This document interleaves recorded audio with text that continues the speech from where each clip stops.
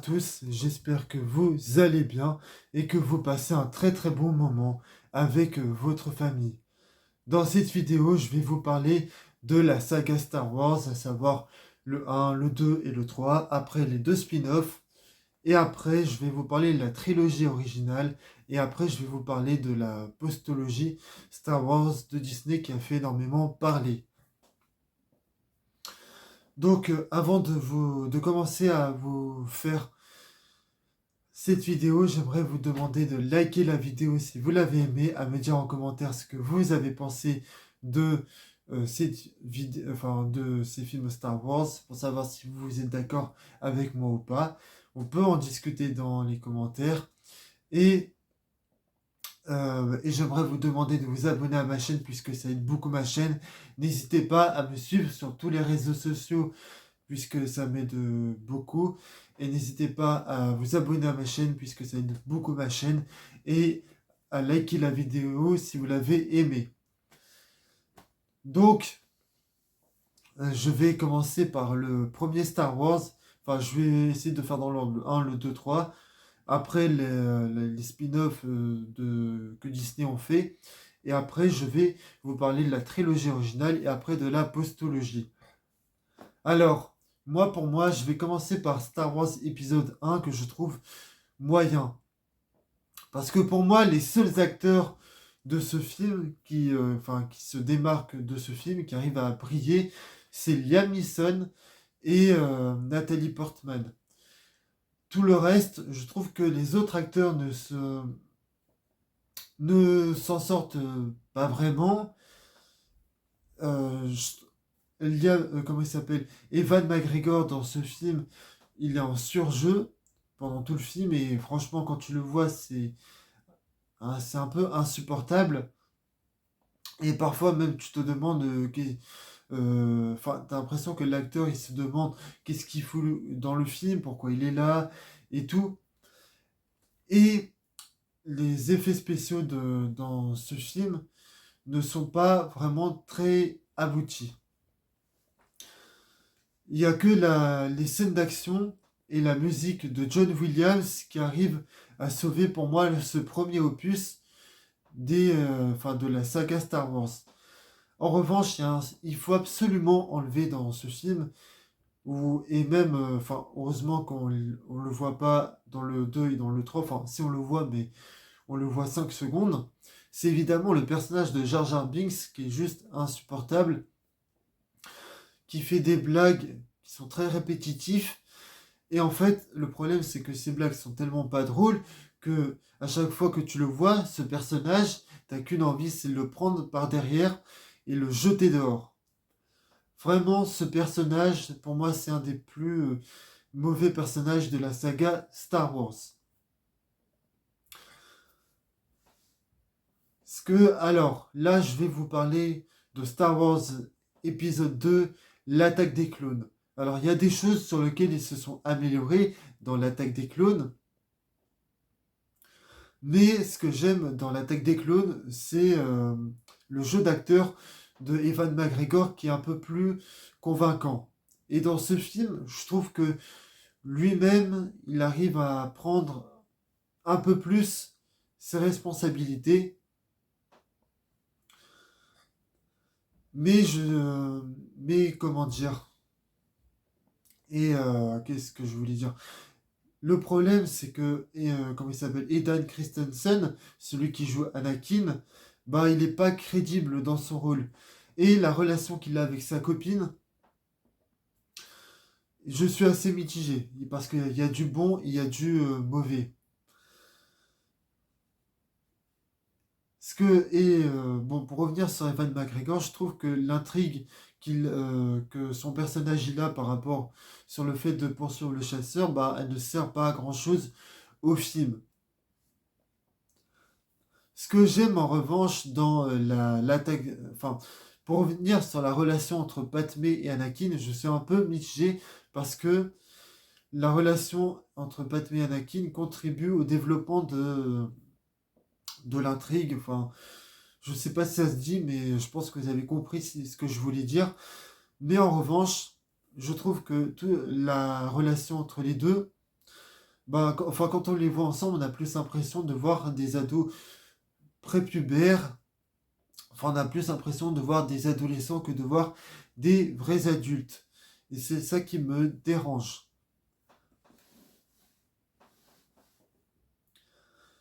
En revanche, ce qui est vraiment bien, c'est qu'en fait, ce film garde certains aspects de l'attaque des clones, de Star Wars épisode 1. C'est-à-dire que dans ce film, il y a des scènes d'action qui sont vraiment bien, et la musique est toujours aussi mémorable que dans le premier. Là, bon, là, je vais vous parler de Star Wars épisode 3 qui est vraiment très très bien. Moi, pour moi, c'est le meilleur de la prélogie. Et alors, pourquoi il est vraiment très très bien? Parce que ce film, il a un ton très sombre, très lumineux et mélancolique. C'est-à-dire que dans ce film, il y a... Enfin, ce film élimine certains défauts qu'il y avait dans les deux précédents, c'est-à-dire de l'humour, et les scènes d'action sont, on va dire, mieux filmées.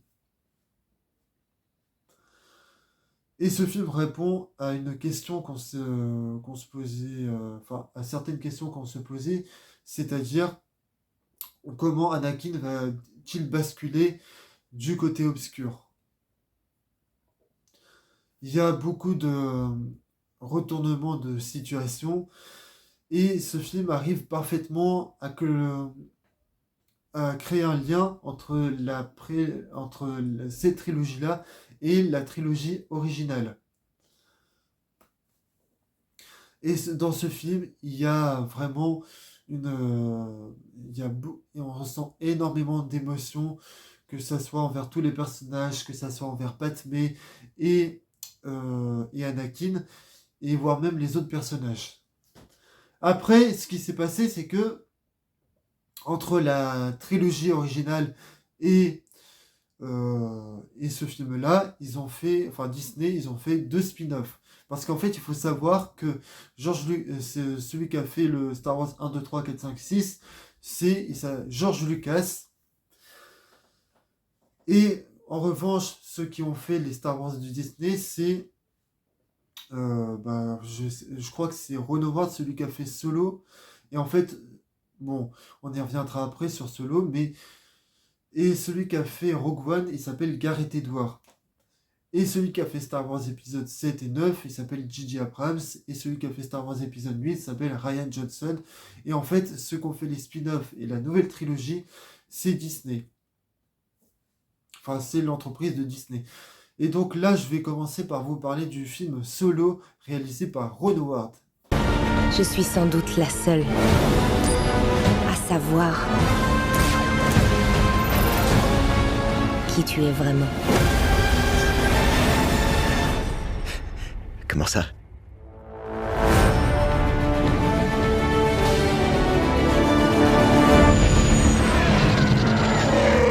Tiens-toi prêt. J'ai bien cru qu'on était cuits, mais c'est bon. Tout va bien. Alors là, je vais vous parler du film Solo. Bon, je vais essayer de vous résumer l'histoire du film. Alors, l'histoire du film se situe entre Star Wars 3 et Rogue One. Et en fait, c'est Han Solo qui va essayer de partir à l'aventure, enfin, qui va essayer de partir avec sa petite amie pour pouvoir euh, faire sa vie avec elle. Et donc, en fait, pour moi, ce film a un aspect, enfin, le fait que le film se concentre se focalise sur le personnage d'Han Solo, pour moi, c'est un aspect négatif et positif. Positif, pourquoi? Parce qu'en fait, comme ça nous permet d'en apprendre un peu plus sur le personnage de Han Solo. Mais en revanche, pour moi, c'est un aspect négatif parce que ce film n'apporte rien à la saga. Je veux dire, oui, le fait qu'on apprenne des choses sur Han Solo, c'est quelque chose qui est cool, mais au fond, ça n'apporte rien à la saga Star Wars. Et même les effets spéciaux sont très décevants. Et puis, comment il s'appelle Puis en plus, ce film compose, enfin, il y a des incohérences dans ce film, comme le fait qu'il n'y ait pas Dark Vador, alors que ce film se situe quand même entre Star Wars 3 et Star Wars épisode Rogue One, pardon. Et en plus de ça, le fait que Han Solo il ait une petite amie dans ce film, bah, ça rajoute des incohérences à la saga, puisque lui, il n'en avait jamais parlé dans la trilogie originale, et même dans Star Wars 7. Et ouais. Et après, bon, comme je vous ai dit, les effets spéciaux sont décevants, et puis les personnages, on s'en fiche un peu de leurs aventures. Voilà, les personnages ne sont pas du tout attachants. Et c'est tout ce que j'avais à dire sur ce film. Et maintenant, je vais vous parler de Rogue One, réalisé par Gareth Edwards. Ils ne s'attendent pas à nous voir. Vivez pleinement ce moment. La force est puissante. 10 hommes leur paraîtront une centaine. On saisira la première occasion. Et la suivante. Vous êtes des rebelles, non? Sauve la rébellion! Sauve notre rêve!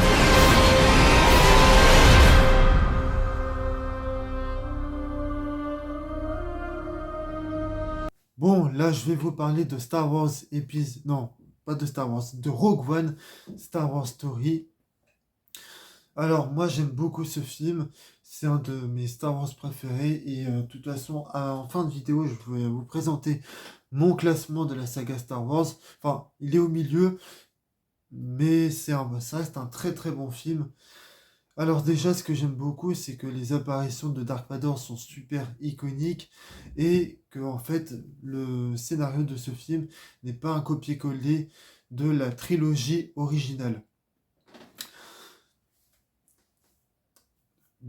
Et moi, j'ai été intrigué par le destin de ces nouveaux personnages.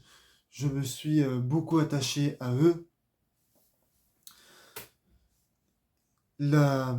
les apparitions de Dark Vador sont très iconiques. Enfin, bref, je l'ai dit. Bon. Et en fait, dans ce film, on en retrouve l'excitation qu'on avait dans la trilogie originale. La musique de John Williams, enfin, pas de John Williams, c'est Michael Giacchino, pardon, qui a fait la musique de ce film. Je suis pas un grand fan de ce compositeur, mais là, je vous avoue qu'il m'a complètement bluffé. Et tous les personnages, enfin les nouveaux personnages qu'il y a dans ce film ne ressemblent pas aux personnages de la trilogie originale.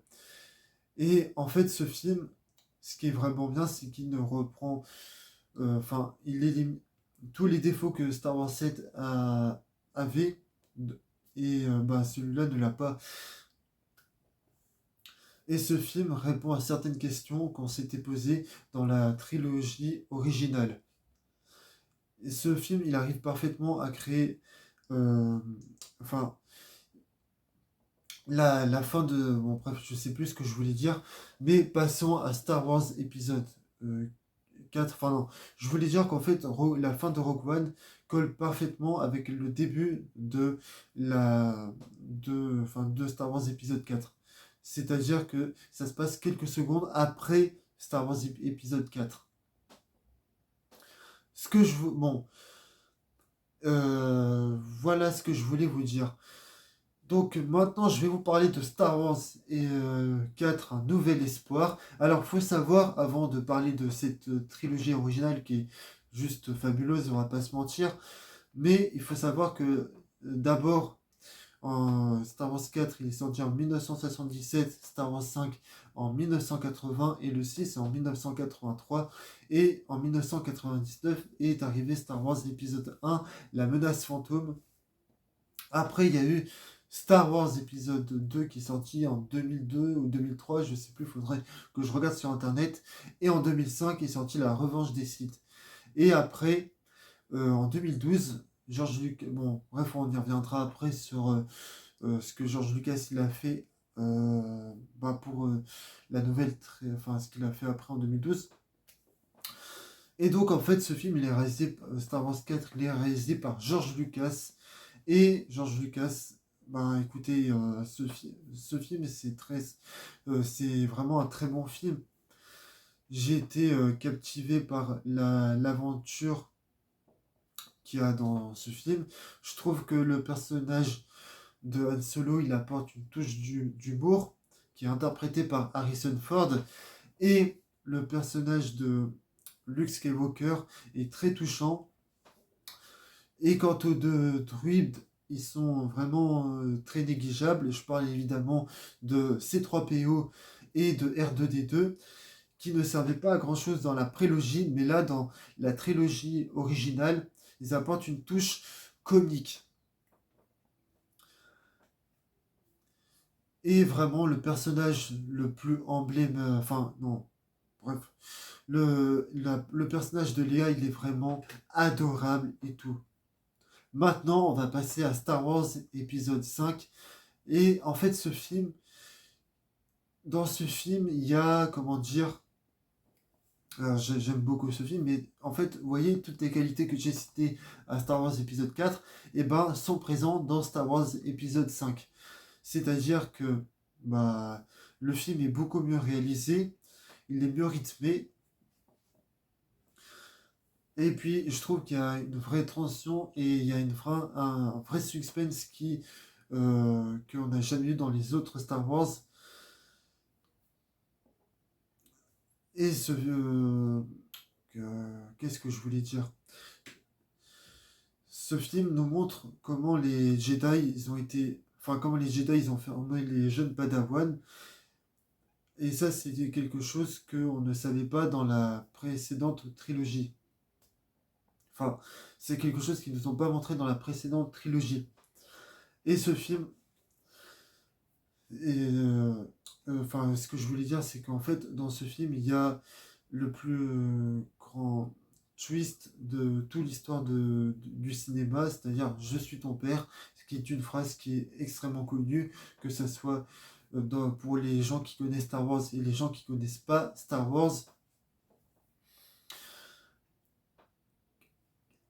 Et je trouve que le personnage non, pas de Han Solo, de Lando, il est bien introduit dans le film. Mais je trouve que son personnage sera mieux dans celui d'après. Alors, Star Wars épisode 6, le retour du Jedi. Qu'est-ce que je peux vous dire sur ce film? Je trouve que l'affrontement est, entre Dark Vador et Luke, qui est juste incroyable, qui est juste absolument fabuleuse, qui pour moi, c'est le meilleur combat au sabre laser qu'il y a eu dans tous les films Star Wars. Et dans ce film, je trouve que le personnage de Luke Skywalker, il a beaucoup mûri depuis l'épisode 4. Et le personnage de Lando est un personnage beaucoup plus emblématique que dans l'épisode 5. C'est-à-dire dans celui-là, il devient un personnage emblématique, tout comme Leia, Luke, Han, C3PO et Chewbacca. Et ce film arrive parfaitement à conclure tous les arcs narratifs qu'il y avait tous les arcs narratifs qu'il y avait dans cette trilogie.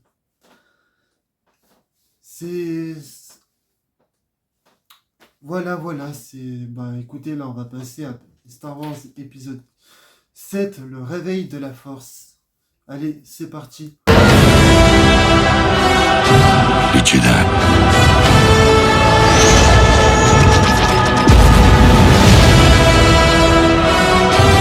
Ils existent.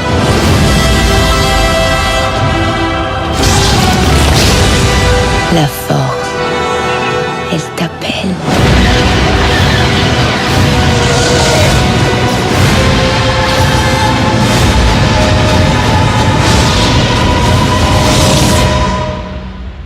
Laisse-la t'envahir.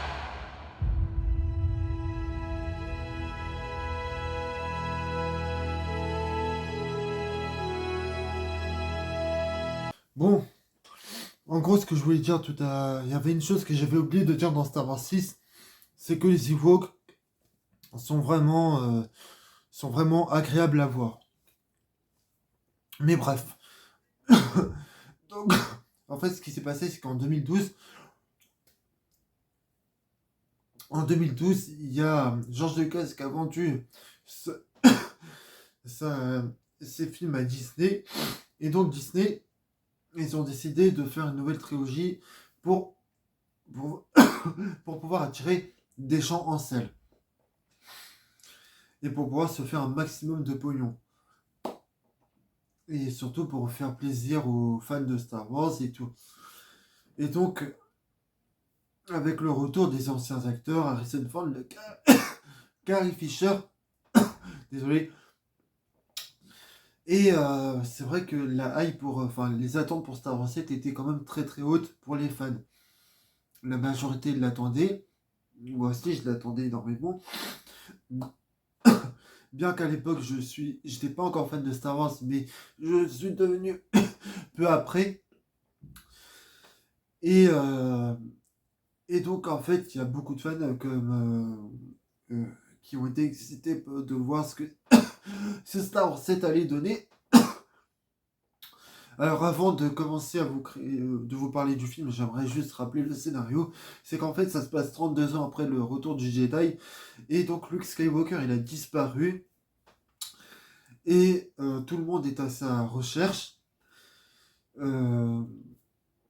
Et donc, ce qui s'est passé, c'est que, en fait, Leia, la princesse Leia, elle a envoyé son pilote pour pouvoir récupérer un indice de l'endroit où pourrait se trouver Luke Skywalker. Voilà, donc je vais commencer par les aspects positifs pour après passer aux aspects négatifs. Et donc en fait, je trouve que le personnage de Rey est vraiment charmant. Et le bébé, le bébé, pas le bébé, bébé nuit, c'est comme ça qu'on l'appelle, mais c'est un druide. Et en fait, ce druide remplace R2D2. Et j'avoue que son personnage à bébé nuit, il est plutôt, il est vraiment, est plutôt agréable à suivre. Ensuite, donc, non, avant d'attaquer les points négatifs, j'aimerais juste dire que j'aimerais juste rajouter un dernier point positif. Je dirais que dans le prochain point positif que je vais citer, c'est que la réalisation est bien, mais sans être extraordinaire. Mais alors que J.J. Abrams, il aurait pu faire, il aurait pu y injecter sa patte, mais bon, comme il y a Disney derrière, il n'a pas pu, le pauvre, malheureusement. En revanche, de ce qui va pas, c'est que le film, ce Star Wars 4, est un copier-coller de la trilogie originale, c'est-à-dire qu'il n'y a absolument rien de nouveau. Ce que je pourrais vous dire, c'est que déjà, il y a énormément de facilité scénaristique. Je vais vous citer un exemple, évidemment. Quel exemple je pourrais vous citer? Tout simplement, on constate que par exemple le personnage notamment le personnage de Rey maîtrise la force et manie avec un sabre laser une grande aisance, alors que les Jedi ont lutté pendant des mois pour atteindre ce niveau. Le personnage, voilà, donc ça c'était les facilités scénaristiques. Et quant aux nouveaux personnages, ils sont vraiment sous-développés et on a l'impression qu'ils sont, donnant l'impression qu'ils sont vraiment transparents. Et ce film ne prend pas de risques et on sent que J.J. Abrams, il a eu très très peur de prendre des risques et de décevoir les fans. Et donc, du coup, ce qui s'est passé, c'est que Kathleen Kennedy, comme elle a vu les critiques des fans en disant ouais, que c'est un copier-coller de la trilogie originale, machin, elle s'est dit qu'elle allait changer de réalisateur. Elle a dit à Rian Johnson qu'elle lui a demandé de prendre des risques et c'est ce qu'il a fait. Et on parle maintenant de Star Wars épisode 8, les derniers Jedi. Allez, c'est parti. Ça ne se passera pas. comme tu le crois. Il est temps d'accomplir ton destin. J'ai besoin que quelqu'un me dise où est ma place dans tout ça.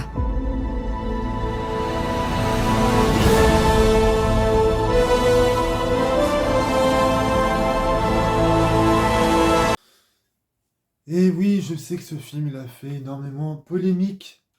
Il n'a pas plu à beaucoup de gens, mais écoutez, moi je l'adore. Quand je suis allé le voir, je me suis pris une grande claque dans la gueule.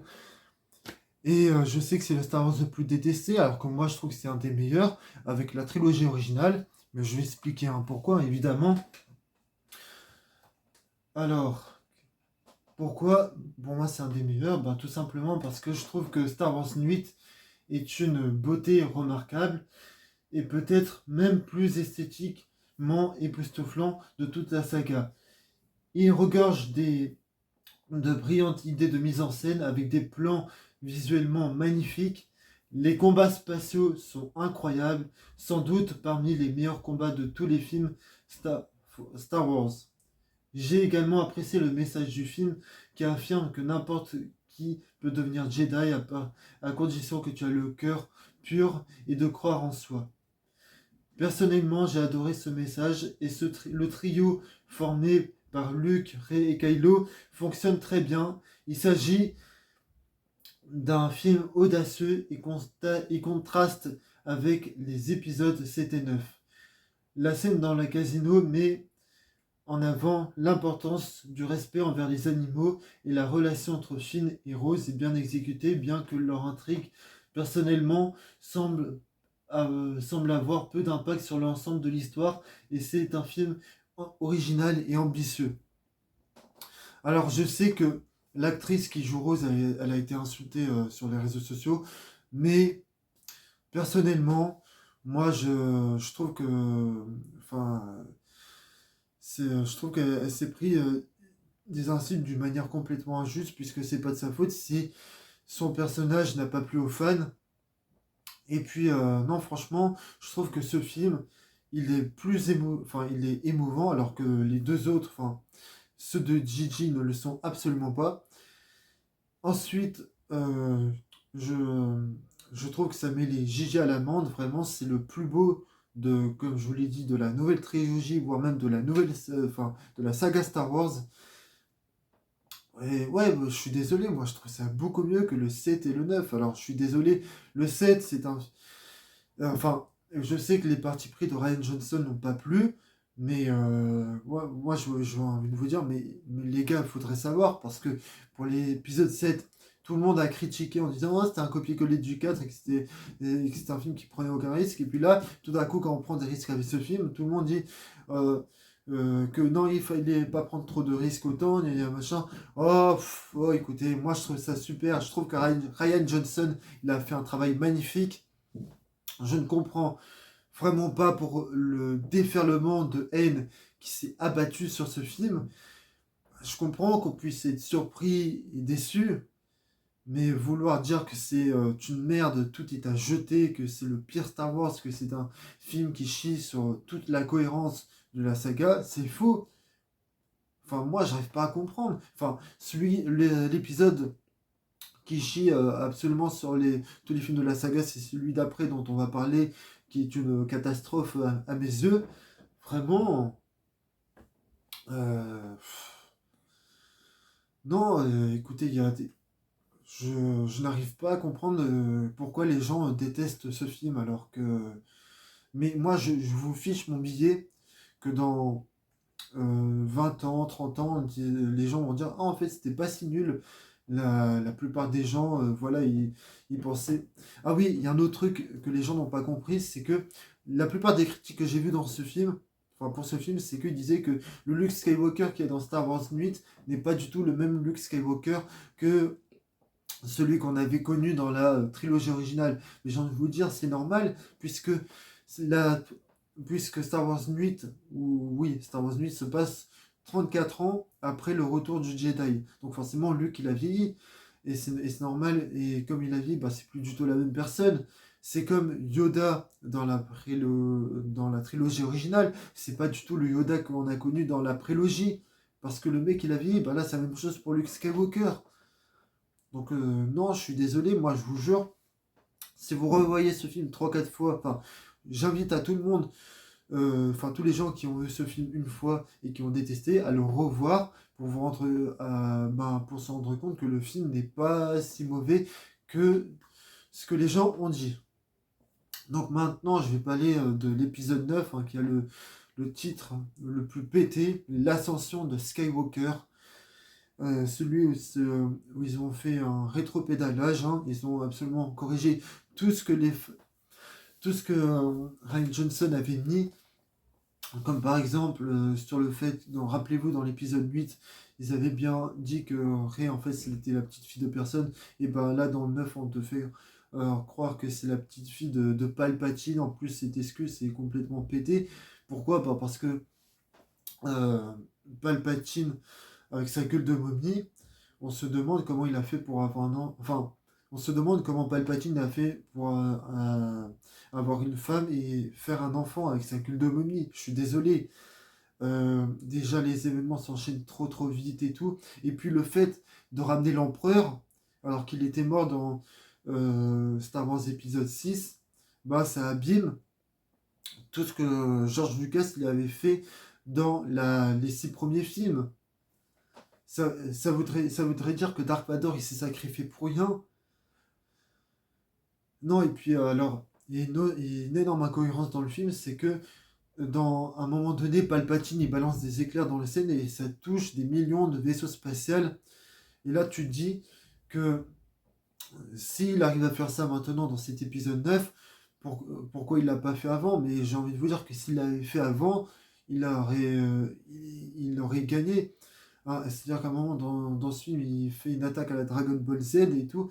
Mais je vous jure que s'il avait fait ça dès l'épisode 1, même le 2 ou même le 3, c'est fini. Là, le mec, il aurait gagné d'un seul coup. Il n'y aurait même pas eu de Star Wars. Ça serait... oh putain, enfin... Et en plus de ça, c'est que les personnages sont inintéressants au possible. Et tout alors, comme je vous ai dit tout à l'heure, l'actrice qui joue Rose, vous vous rappelez que je vous avais dit qu'elle s'est fait insulter par les fans, et ben là dans l'épisode 9, comme J.J. Abrams, en fait le problème de J.J. Abrams c'est qu'on sent il a peur de décevoir les fans, c'est-à-dire dans Star Wars 7, c'est bien pour ça qu'il a pris aucun risque, il a fait un espèce de copier-coller. Là dans Star Wars 9 c'est encore pire, il a l'impression que la saga a été abîmée par l'épisode 8, qu'il est obligé de combattre les plâtres, et donc du coup ça donne une très mauvaise trilogie. Et je crois que j'ai rien d'autre à dire sur cet étron colossal. Ah oui, par contre, si je vous déconseille un truc, c'est que si vous le regardez en 3D, les scènes avec Palpatine font très mal aux yeux, hein, parce que moi je l'ai vu en 3D et je peux vous dire que ça fait franchement la première fois que je l'ai vu au cinéma, bah ça m'a fait très mal aux yeux. Il y a bon bref.